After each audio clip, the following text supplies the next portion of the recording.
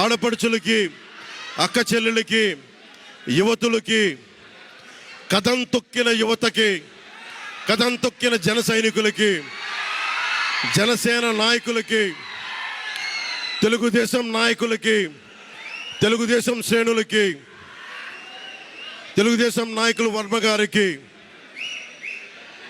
వారందరికీ కూడా నా ప్రత్యేక కృతజ్ఞతలు తెలియజేసుకుంటా ఉన్నాను.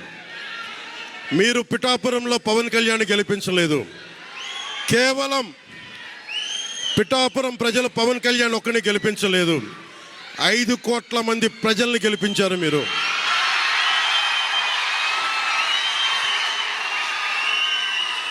ఓడిపోతే ఇంత బలంగా నిలబడ్డవాడిని.